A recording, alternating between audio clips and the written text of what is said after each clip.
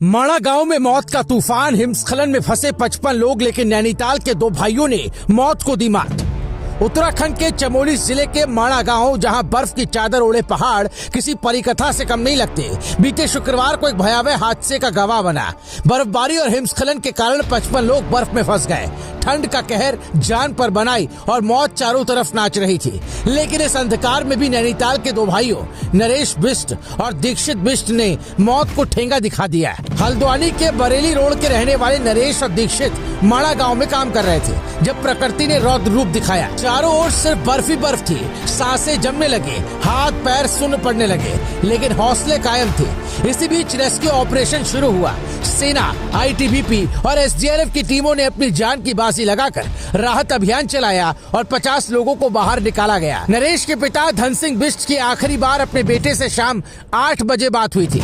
उस समय तक अनहोनी का साया उनके सिर मंडरा रहा था, लेकिन नियति को कुछ और ही मंजूर था।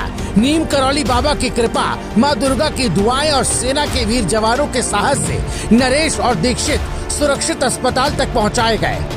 हालांकि इस त्रासदी में 4 लोगों की मौत हो गई, जबकि 5 मजदूर अभी भी लापता है। सेना के 6 हेलीकॉप्टर लगातार रेस्क्यू ऑपरेशन चला रहे हैं। बर्फ में दबे 3 कंटेनर तलाशे जा रहे हैं। इस हादसे में कई जिंदगियां निकल ली, लेकिन ये भी साबित कर दिया कि मानवता की जीत हमेशा होती है। सेना, आईटीबीपी, एसडीआरएफ और उन सभी जवानों को सलाम जो हिमालय की ऊंचाई पर जिंदगियां बचाने में जुटे।